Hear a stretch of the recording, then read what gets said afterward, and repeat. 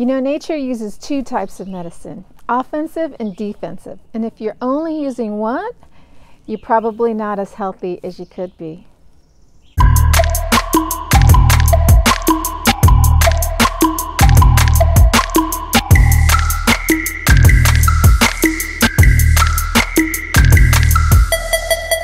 Hi, I'm Laura Giles with Pan Society. Thanks for giving me your time today.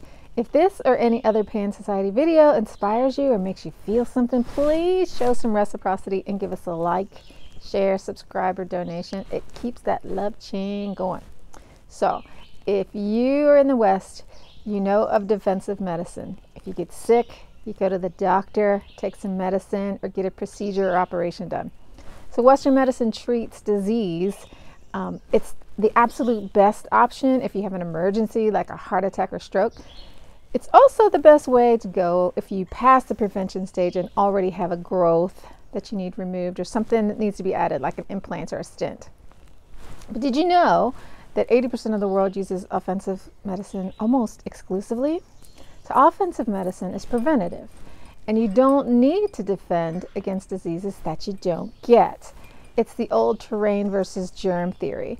So back when the microscope was invented and we were able to see microbes for the first time, Louis Pasteur declared that germs created diseases. And that's how we got all these practices like sterilization and vaccines to combat disease. Meanwhile, Béchamp said, no, if a seed falls on infertile soil, it doesn't grow, which, as I'm looking around and all the stuff not growing in my garden, I can tell you that's a fact. So it's not the microbe that causes the disease, but the poor environment that allows it to flourish. So in other words, if you don't eat well, exercise, get out in the sunshine, meditate, think happy thoughts, and have healthy relationships, that kind of thing, you create an environment where microbes will have a field day and multiply until they create diseases. Now, defensive medicine is relatively cheaper. It uses food and herbs, which are eaten anyway, breath, hygiene, and basically a healthy lifestyle to prevent disease.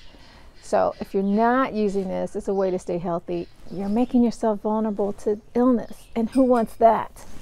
If you want to be like nature, you do both. So some plants, like cacti and roses, have spikes or thorns to protect themselves from invaders. Nettles have these little stabby things that if you brush against them, they're going to sting. You know, bees sting.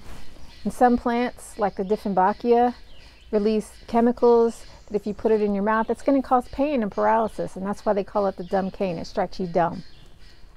Some plants rely on mutually beneficial relationships, like the acacia tree and these stinging ants. The tree houses and feeds the ants, and if animals, fungi, or plants attack, the ants hit back. Of course, there are poisonous plants and animals too, and this can be used offensively or defensively. So I know everyone has seen cats cleaning themselves, or maybe apes picking nits off each other. So there's also examples of animals using hygiene and nature for health too. So if you're not doing what nature does and being both offensive and defensive when you need to, you're probably not as healthy as you could be. We have lots of information on YouTube, the blogs, Twitter, the podcast on how to do that if you're not sure or you just want some more tips. Hope you check that out. Thanks for tuning in. Let me know how you do it. I want to hear from you. Ciao.